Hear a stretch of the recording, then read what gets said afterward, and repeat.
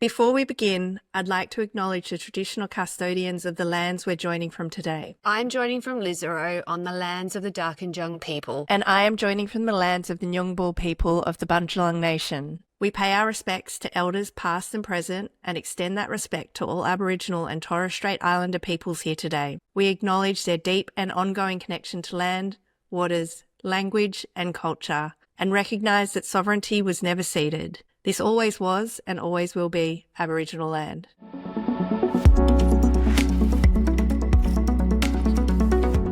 Welcome to Femmebot, the podcast spotlighting women in tech.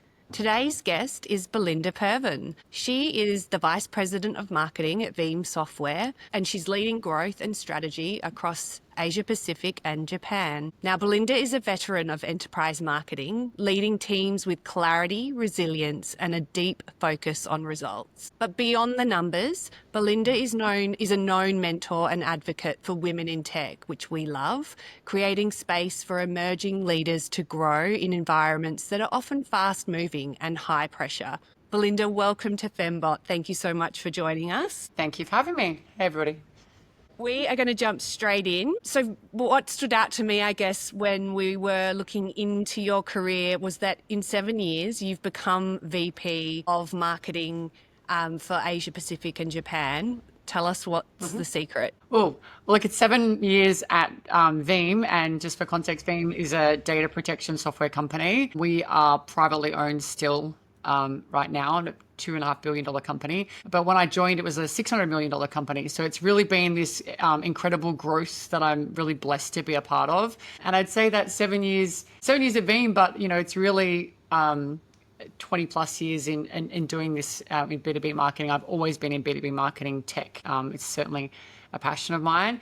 And I don't think there's any secret. I think, people look for a silver bullet. I think it's just about, being good to people and doing really good work and just working hard. And, I think a lot of people nowadays want to jump from company to company and look for the next hottest thing. And I know I certainly did a period of my career of kind of 2-year stints, and the 7 years at Veeam has really given me that opportunity to bet into the business and get really enhance my business acumen and really get to know the business intimately. And I think progressing a career has definitely been that business acumen, really comfortable with business data and really building stakeholders outside of just marketing. Whereas in the past, it might have been my sales peers, but really building good stakeholders up in global, in sales, I've got a great relationship with our operations folks and the technical folks. So really just having that depth of stakeholder management and just really nurturing those relationships, I think is really key to progressing. But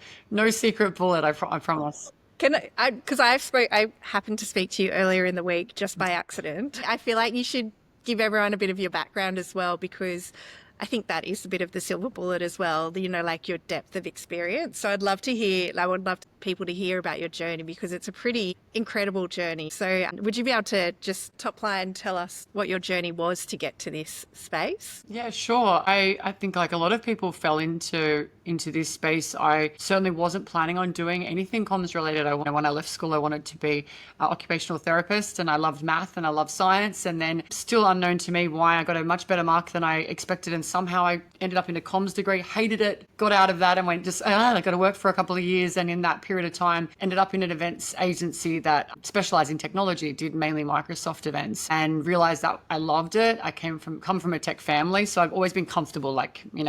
My dad was building we had a computer room back in the day when you had a computer room, you didn't have laptops. Yep. And so he was always building computers. And so I felt comfortable with technology, but I think I just found that love for events and, went and finished my degree and kind of just really honed that art around big events. And then you mentioned stakeholders before. I've been really fortunate that I haven't actually had to seek a job since then, and that was, 20 years ago. I've always had people I've worked with come to me and say, would you like to apply for this job? I've had to interview a lot, but I've never had to cold interview. And I'm really fortunate. I still pay credit to Jordan Rises, who, 20 years ago said to me from the agency, EMC was our client. And he said, I was just selling sponsorship for their event, big event, and managing their exhibition. And he said, would you like to come and be our marketing coordinator? And, I've just really taken that opportunity and really followed good people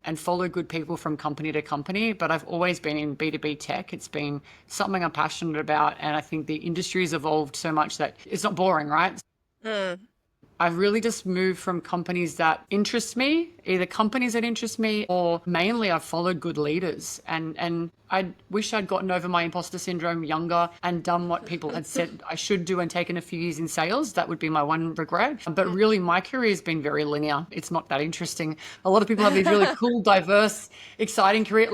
Mine's been exciting, but it's been very much linear as far as I've just worked up the ladder. I live in Singapore now, and this is my second stint in Singapore. And that's certainly helped that career trajectory, just having those APJ roles and those exposure to opportunities up here in Singapore. Do you think for women getting into tech, it's important for them to have that kind of enterprise experience before they move on to a startup? Or is it just about those good leaders and finding who the good leaders are? But if they're just starting out, what advice would you say go work for a big company like Microsoft or Atlassian or Amazon and then move across to the startups, or vice versa? I actually think agencies are an excellent place to start because you get a really good sense of different clients, and you don't get paid that well and you work crazy hours, but while you're young and you can sustain it, I think that's a great way to kind of dabble and see what you're interested in. But to me, I say to folks, like, you should try different types of companies. I have worked for really big companies, and that's not my sweet spot. I like to innovate, I like to disrupt and be quite agile. And so I did that, and I don't regret doing it. I'm glad I did it. But I'm also not a startup person because I like to have a team and I like to have budget. But I only know that from trying different things. So I highly encourage people that are out the gates to go and work. Do a couple of years, do a few years at different places, and be there long enough to wet into the business and understand the business. But I can't tell you what is good for you. You might thrive in startups, and another person thrives at being at IBM for 30 years, and they love that. Like, that sounds like torture to me, but that's the beauty of being individuals, right? So yeah, that diversity of experience, I think, is important when you're younger and you can work out what you need to thrive. And also, you mentioned, we've all been through it, right? The imposter syndrome as well. And it took you a while to realize that and, work through that. When did you realize that? When did you work through it? And, I still even feel it sometimes. What would you say to someone maybe that's younger or maybe well into their career that's still feeling that kind of imposter syndrome? And can you talk a little bit about your story, like when you went, oh my gosh, what am I doing to myself? It's funny, I lead this program up here in Singapore. It's actually in Australia. I can highly recommend it. Shameless plug, called Mentor Walks, where it's a walking and mentoring program for women. It's a brilliant program. And it's one of the most common things when people apply to walk with us. They have to put what they want to be mentored about. And imposter syndrome is one of the things that consistently comes up. Like, it's so common. So I think, first of all, just know that you're not alone. I still get it in certain scenarios. I don't know how you become bulletproof to it. For me, I think it's a lot about self-talk and around reassuring yourself that this is just a point in time. This isn't who you're going to be forever. And I love the phrase that you grow through what you go through. And sometimes you've just got to go through that. You've got to put yourself in the uncomfortable situations to grow, and like reminding yourself, like, this is a growth opportunity. I'm just going to do my best here. I'm going to do my best. And I'm so hypercritical. I know that. And so sometimes just reminding yourself that I know I'm hypercritical. I did a good job, or going and asking people for feedback. Like, I ask quite pointed feedback. Can you give me 3 things that I could do better, rather than like, did I do good? So I think just that really positive self-talk. So a really big believer in good breathing when you're feeling like spiraling, of doing box breathing, box breathing, like, yeah, breathing, love it. Like those sort of things, just to calm yourself down. But there's 100 different varieties. Just that, like, calming yourself down, reminding yourself, like, in 5 years, are you going to really remember that meeting that you didn't do the best presentation? This podcast where I'm super sleep deprived and probably rambling, is it going to be I'm probably going to beat myself up today, but I probably won't in a month's time or a year's time. But these are these experiences that help us grow. So kind of reminding like, to me, it's all about self-talk. Do you think it's a myth that men don't because obviously the tech industry is very male heavy. So do you think it's a myth that men don't experience that imposter syndrome as well? Because I feel like, we work a lot in the tech space, and sometimes you are in these rooms pitching, for example, and you feel one of the when it pops up for me, especially, it's like because there's a lot of men in the room, and you say to yourself, they've never experienced this. Yeah. They don't understand this, and then you beat yourself up about it. Because do you think that's a myth that men don't experience it? And do you think it's a predominantly female thing that we put ourselves through for a reason? Or Yeah, I was having this conversation, strangely, last month actually, with one of our sales leaders who is very strong and very confident. And he spoke up at we have a Women in Green program at Veeam, and we're in the US, and someone asked about imposter syndrome, and he put his hand up and he was talking about how he kind of some of the things that he's done to help himself get past it. And I thought it was a really good call out, because of course men suffer from imposter syndrome. I just think that women, without a doubt, and statistically do suffer from it more. I mean, the stats around, I don't have it at the tip of my fingertips, men will go for jobs when they can tick 60% of the job criteria, where women tend to want 90% before they'll go for them. So there's that level of kind of ingrained confidence. But I do think it's everybody. I always just want to wrap my arms around the women a little bit more. do you think it's shifting a bit? Or, especially in the tech space? From what I see in mentor walks, no. I don't know that it's shifting, but I do think that there is so much more support, and there's so much more information, and there's so much more knowledge. And so inevitably that will help shift. I think women are certainly more confident than they've ever been before, and there's certainly more women in the workforce, because it's that whole, you can only see what you can be. And so people are seeing the opportunity. But I'm still often the only female in the room. Yeah, I was going to ask that. Have you noticed a shift, Belinda, in the 20 years you've been working in this industry? I imagine you probably were one of the only women in the room early on in your career, but you say you still find yourself sometimes the only woman now. Not as much though anymore. I do. And you know what I also think is, and I don't know whether this is my age or the market, but I also think that there's definitely more women in the room, without a doubt. And women are more, 20 years ago, like I would wear a grey suit like the dark grey suit to work. I mean, you dress more masculinely. I remember dyeing my hair brown because I just didn't want to be the blonde girl, because I wanted to be like more serious. So I think it's like that sort of, we can still be strong women and feminine. I think that has shifted definitely. And you can see that when you look at anything online, any conferences online, women are no longer having to be there in the black pantsuit with the standard inch heel. People are on there with the bright red suit with sneakers and in whatever they're comfortable with. So I think that has definitely shifted. And you'd only hope that would mean that people are more comfortable coming in as themselves. So yeah, I think it's going in the right direction. I just wish it would be a bit faster. Yeah, same. I was having this conversation with my friend last night or the night before, and we were just talking about, it's also, I mean, it's obviously a cliche, but it is experience, isn't it? Like when you get to a certain point and you just know, you actually back yourself because you have the confidence in what you're saying, regardless of, we have worked a lot in the beauty industry in our history, and when we're coming up against certain, I guess, we joke about it, but sometimes there'll be a male creative director who might be really dominant and forceful in what they want to do, but I back myself because I know that category exceptionally well, and that has only come through 20 years. 20 years of doing that work. Yeah. So, yeah, I think it's only through experience that you can really have that confidence, I guess. Yeah. But, But I do see people, I also think, if I look back when I started off, there was more women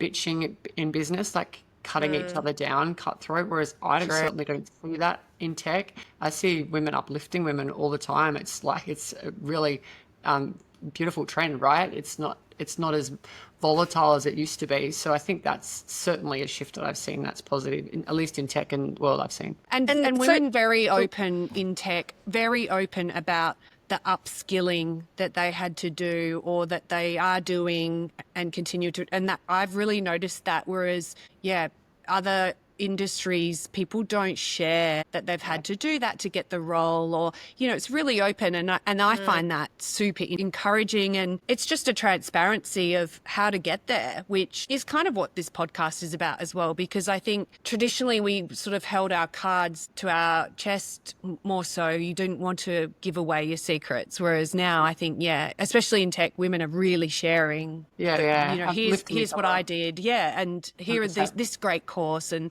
this great program. Yeah, even, you know what, we're fortunate in tech that we're quite flexible, right? It's even before COVID, we've worked in a pretty flexible environment. And I have my calendar open to the business. I can just make things private if I need to, but my 5 p.m. to 8 p.m. says mum time, 5 p.m. to 8 p.m. every day. And I have the gym. I do the gym every morning. And I remember a man said to me, because like, if you think your meeting is more important than the 3 hours of the day I block for my child, you know, we can have a serious conversation, but it probably won't, because I work from 1 till midnight. Like, I'm good for those periods and before that, but that's like my time. And a colleague of mine said to me, like, why do you have the gym? Like, why do you have people just block it? Like, why can't you just, like, most people would just write blocked or something else. I'm like, because I'd like you to know, I'm cool with you knowing that, like, this is time I'm investing in my health, and this is my child time. And he's like, that's okay. Yeah, I guess. Yeah, all right. It's such a funny thing. Like, I wonder if the women would have said that to me.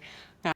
But also as a leader, I think you want to show your staff as well that it's okay to have mental health time, or have time with your kids or your partner or whatever it is, whatever your thing is. It's like, I think as a leader, it's really great to show that as well and just be transparent about it and be like, yeah, we're human. We've got human things going on, you know, that this is life. Yeah. So it's really inspiring.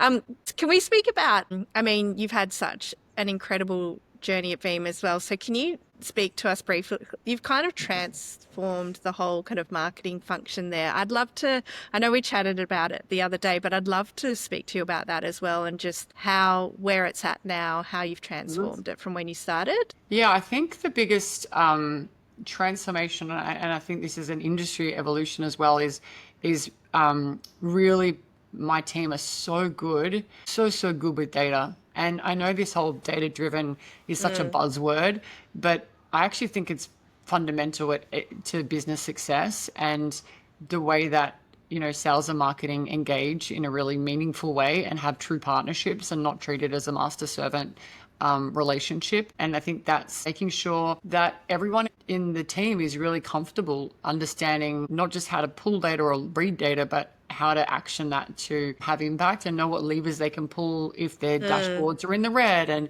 how to dig a few levels down and understand how that impacts the business, and how to talk to sales about one set of metrics and marketing about other set of metrics, and really just change that dialogue around how do you use data to be more efficient and also effective. And I think that's probably been the biggest thing. And you know what I said earlier, I came from a use of being comfortable with maths, I'm less creative and better with numbers. So I'm like, this is my time to shine in marketing. But there's a lot of people that came into marketing really, really creative and super uncomfortable with numbers, with any sort of data. And so I think really as a leader, I had to take a good step back and really go and spend a lot of time enabling my team. And we do it still, really regular enablement of our team, and create an environment. I'm sure we have an environment where people don't feel really comfortable asking dumb questions and making sure that they can take actions, not just say what's going on, but why, and, you know, what's next. And I think that's like the biggest shift. And then I think the other thing that's really important that I think we're good at Veeam is communication. And I don't mean external communication. I think we've always been good at that, but in how we internally communicate with the business, and, you know, communicating differently with different stakeholders, quarterly, like, infographic snapshots that go out to all of our stakeholders around our impact, which is just reinforcing, you know, you get to the end of the quarter and everyone's like, sales have made their number. So it's like, how do we impact, constantly showing the business how we're contributing to success, and just some of those little communications programs that kind of shift the perception of marketing in the business. And I mean, data-driven marketing's, you know, also a super, as you were just saying before, it's a super scary couple of words for creatives. What's a creative's role, especially us being agency side? What is a creative's role now in data-driven marketing? Do we all just walk away, or what does that look like? Because I think I love data-driven marketing as well, but I want to hear it from you, because I think people are really scared, agency side and creative side, especially probably even within your team, if they're creatives, they're like, where does creative sit in this, So what would you say to those people that are scared shitless, basically? Don't be scared. I think first of all, that you have to still take the time to understand the data. Like, if you can't articulate what you're doing, what impact you're doing has on the business, then you should be questioning why you're doing it. Like, that's ultimately, no matter what role you have in the organization, you should understand, I'm doing this because it's going to impact this. And what's the ultimate goal of the business? Basic business acumen, no matter whether you're a creative or a data person. So I think that doesn't change. But I don't think we should shy away from focusing on creativity. I think it's a great partnership. And, we're just having this discussion at the moment at Veeam around how do we get more creative, because I think we've kind of almost pivoted too far down very data-driven ABM style. We're really good at automating a lot of that processes, but where we're not having as much impact, especially when you look at the enterprise, is that real attachment to the brand and that emotional connection and that understanding who we are as an organization. And that's something that we're certainly leaning back into a lot more heavily now than we ever have before, which is kind of contradictory to what you might think. But I was at a conference a couple of weeks, maybe a month or two ago, and I think that seems to be the case around a lot of people now too. Just understanding that we need to have both in the balance. And how important is connection with the audience, with your audience? How important is connection? Yeah. Super important. I mean, ultimately, we're selling to companies in B2B, but we're selling to individuals, really, ultimately. So I think that's not something that we ever want to forget. And when you're moving at such pace, how are you staying close to the end user obviously in those different markets, but when you are moving so quickly? Yeah, I actually think it's easier than ever before, because it's quite easy to, in the past you had to go and ask sales if you can go to a sales meeting with them. But nowadays we should still do the basics. Go to events that we're at. Like, if we're sponsoring events, I hate seeing marketing people standing there handing out flyers and not saying a word to customers. It drives me absolutely wild. Like, if you're at an event with customers, you should be talking to customers, asking good open-ended questions. You don't need to, coming back to the imposter syndrome, and I used to shy away from doing that, but customers like to talk about themselves. So all you really need to do is go and ask them a few good open-ended questions and listen. And listening and learning is like that whole 2 ears, 1 mouth scenario, and just asking good questions, listening to what customers are saying. So we had our APJ marketing summit, which we do once a year, a couple of weeks back in Kyoto. Beautiful, beautiful city. And we had 3 customers as a customer panel come and speak to us and just try and make sure we're consciously getting the external perspective in all of our programs. I think it's just being intentional and stopping reading customer stories as they come out. And then there's always tools to go. I don't know if you've used Gemini Deep Research. Gemini Deep Research is incredible. You can research about customers and industries and take an hour out of your week every second Friday morning or something. Put in your diary to go and just read and learn. You're answering our AI question, which we'll ask you later, but have you got an example of these learnings? So, or whether it be verbal from customers, clients at an event, or from research using AI that has immediately that feedback has influenced a campaign that you've been working on at that moment, or an approach to a campaign? Yeah, we had a customer win recently that was a really strong customer win in Australia, actually. And we spoke with that customer in our team meeting around that win, and they were talking a lot about why they had been a prospect for years and all of a sudden became a customer. And they were talking about the shift in compliance regulations in Australia for their particular sector. And that was a really big aha moment for us, that the tides had changed, that we had been aware of, but I don't think we had realized quite how significant the change was. And how that impacted their business, not our business. And so we really lent into that use case a lot more with my enterprise team. They did a great job actually, and it wasn't reskinning programs. It was just, again, putting that wrapper on a little bit of extra local content just to lean into that a bit more, and some of the language that customers use. Because I think sometimes we're quite guilty of using our own internal language, and just kind of changing that dialogue a little bit based on the customer feedback, I think is a good outcome. Yeah, awesome.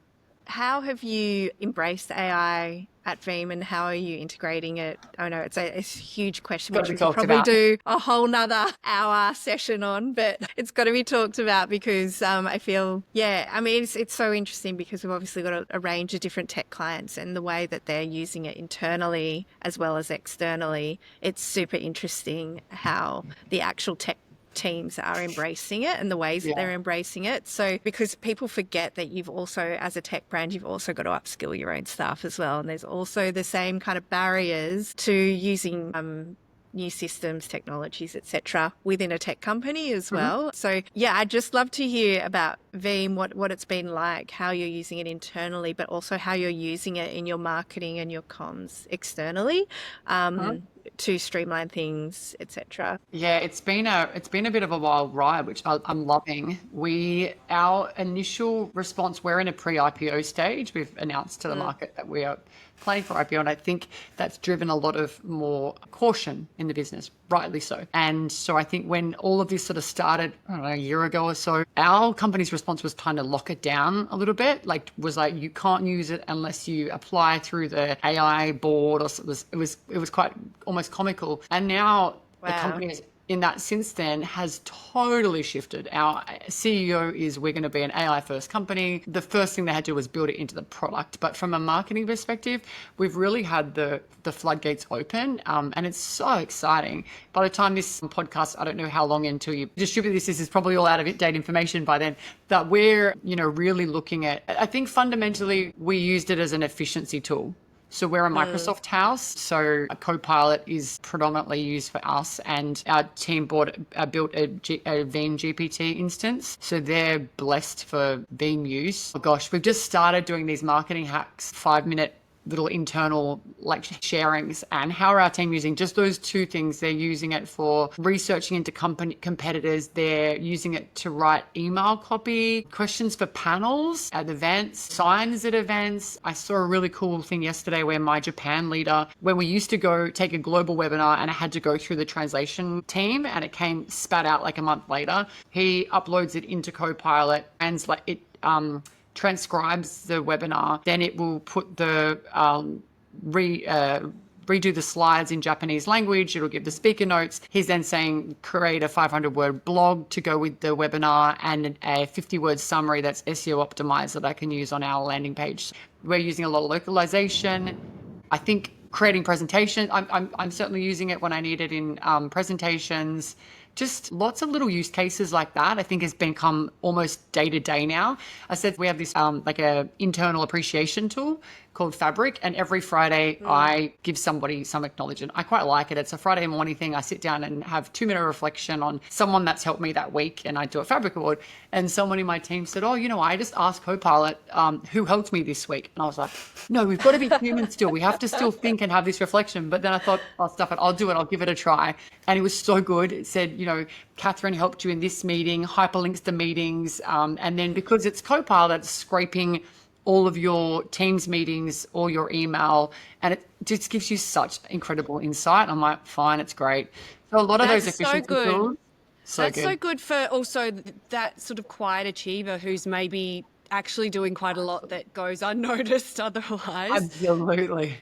Yeah. And then global marketing, as a global marketing organization, we're actually about to hire, if anyone's interested, a global marketing AI leader to help us turbocharge, because we've got pilots around ABM automation. We've got pilots in around some of the GEO and AEO. How do we enhance our our search results. Like we're using spatterings like Firefly for imagery, and we're using some AI enabling tooling in Marketo Measure. But it's kind of, I don't know if other companies are like this, but it feels a little bit all over the place now. It's just everyone's kind of spattering. So we're taking the action just to have someone as their full-time job come in and say, what's our stack written look like now? What does our structure of our team look like in a year and 2 years' time? What extra skilling do we need to do? What's the different collaboration with sales? So really taking a step back and looking at that strategy, which we probably should have done 6 months ago, but we didn't. And that's okay. Now we're kind of just evolving. And evolving quickly. I feel like that's normal. I've noticed that because we've got a lot of tech companies, so we're obviously communicating about AI when it first launched, Copilot, for example. Yeah. And I've noticed just probably over the last few months, a lot of recruiters searching for this AI expert, I guess, that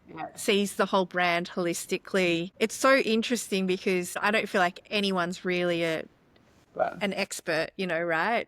Yeah. Even the experts are not experts. Who do you think would be the ideal person for something like that? Yeah, and like it's that whole thing, people are always saying you're worried about losing your job to AI. I'm like, we're not going to lose our jobs to AI. We're going to lose our jobs to people that know how to use AI. Like, yeah, I've heard that a few times and I wholeheartedly agree with that. And so I think it's probably going to be people that are growing up digital natives that are really comfortable with trialing new things. And, they're not like, what is an LLM? They're just building it on their weekend. Like they're just building. I'm fascinated to see who applies, to be honest with you. Because we've been talking a lot, some of my peers. Please tell us. I'm so interested. Yeah. This is a bit of a vague answer, but I've been talking to some of my peers in the industry about, what do we need to do with our teams to upskill them, and what do our teams look like if we're going to hire a new person? Should we be hiring, to your point, Catherine, like, should we be hiring out of an engineering department now, or should we be hiring data scientists, or should we be hiring digital marketers and upskilling them? And I don't have the answer to that yet, because I think you could take all approaches. But I would say that the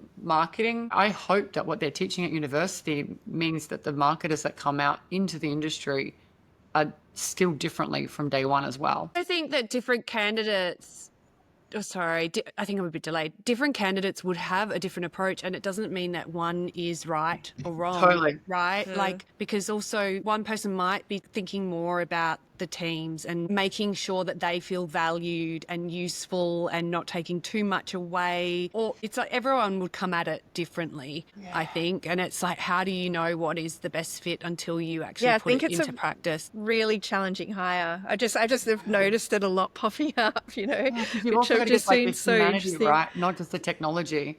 There's actually really good, I don't know if you guys listen to Diary of a CEO, but he just had, did you see the Simon Sinek episode? Simon Sinek, write it down, he's been around forever. And he talks about, the thing is with life and the way we learn, and I'm probably bastardizing his analogies, but we learn through experience. And the whole phrasing for our life is, it's not about the destination, it's about the journey. And the concern is that we're taking away the journey and we're just getting straight to the destination. So then how do we bring up these new people into the industry, understanding the journey as well? Like they still need to learn about... I find that trying to process that, like they need to know where we're getting to, but they also need to understand the steps or understand the process in some fundamental way. Or the history as well. I always think about this in terms of editing, because I was a television editor for a while, but I started editing with tape, like showing my age, but all of those editing programs come from the splice and everything, and it's all the technology has come from a really practical kind of historical, almost like artisan kind of way of doing something. So I find, it's such an interesting topic, how is that going to be taught? It's the same as maths, and can you teach it, showing your formula. You couldn't just put the answer in a maths test. You have to show the way you've worked it out and the why. And your formulations, which because the calculator was there, so they know you're not cheating. It's the same thing, really. Part of me is like, is that just us being nostalgic? Because really, to that same analogy, Claire, like, who cares that you don't know like the quadratic equation now? Because as long as you're really good on Excel, absolutely. I'm really good at Excel now, and I used to be really good at Access. Like, does it matter? And so who knows? I just want to keep challenging the way we think about and having deeper conversations than we have time for today, but around balancing. We talk about bringing in the data scientist who's going to make sure, I think I'm successful because I'm really good at managing my team. Like my team I'm not great. My team is great. I 100% agree with that. They drive the success. But how do we bring the right people in that are also the right culture fit and that are good at looking at the whole team and the culture of the company, not just good at like, this is the next technology, let's run at it. So it's that like, Yeah. that's the balance. I don't know the Maybe answer it's more to than that. one person, right? It's like a Yeah, team true, of true. people, one person looking after the people. Yeah. And you need true. those different personalities, people that haven't had the journey, people that have, Yeah, that's true. And you mix and match to get the right result. Yeah. Who knows? Who knows? Just quickly, because I know we're running out of time, but you've got obviously such a busy life and it's probably easier to do in Singapore, but how do you balance your work and life with a role that you've got currently? Because Yeah, you're 3 talking, or hours don't for you, your child. apart from locking out 3 hours for your child, but you mentioned you're working till midnight. So how do you balance that work life? Yeah, I think I am really fortunate to work in tech that I create the day that I need to a certain degree. I also have a really supportive husband, which makes a huge difference. And as you said, like I live in Singapore, I have a helper for goodness sake. So I'm really fortunate that I can get home from work and just play. I don't take for granted how fortunate that is. But I do think COVID was good for us to try and set boundaries. Like, as I mentioned about that calendar before, I only did that in COVID because I realized I was like, shit, I can just keep on, like, where's the boundary? Where's the line off? Yeah. So and we did the exercise with my team, gosh, a while ago, but it's like, what are your not negotiables? And that's when I started that calendar practice, which is like, what do you need in your week to feel balanced? Because there is no one set rule. And for me to feel balanced, I need family time, I need exercise. And I'm good working till 11 o'clock at night because I can still get 7 hours sleep. I'm actually okay. Like 10:30, 11 o'clock, it's not a big deal to me. And so 7 hours, like, and what's important to you and what important to me is different. So I think understanding and like writing down, like, what are my not negotiables to make me feel balanced, and then communicating those to people, because there's nothing wrong with saying like, this is what I need. As long as it's not like a 3-hour workday, because then you're not going to get that. But within practicalities, and then just working out how you work your week, and then just be kind to yourself, because some weeks you just don't get it right. You can't get it right because you've got commitments, and know that the next week will be okay. So don't beat yourself up when you just don't get it right, because no one gets it right 100% of the time. That's rubbish. Thank you so much for your perspective. It's I think we could talk to you for another 2 hours, but no, it was really, thank you so much. It was so, really insightful. And obviously you're doing so much, but also the tips with the mentor walks, the Women in Green program, all of that side of it is really exciting and interesting. I'm going to look up mentor walks. Maybe that's something we can do. That's such a lovely. It fills my cup every 2 months. I promise you, it's so a lovely nice. project to be part of. Yeah, but I mean, obviously, also, you're an incredible leader as well, and an incredible marketer. So thank you for all your little tips and tricks around that as well. I think they're very valuable, and we're very lucky to talk to you. Well, thank you for reaching out, and thank you for setting up this forum for women. It's things like this that help us all stay connected and lift each other up. So I appreciate it. So that's it for this episode of Femmebot, the podcast powering women in tech. If you liked what you heard, hit subscribe and share.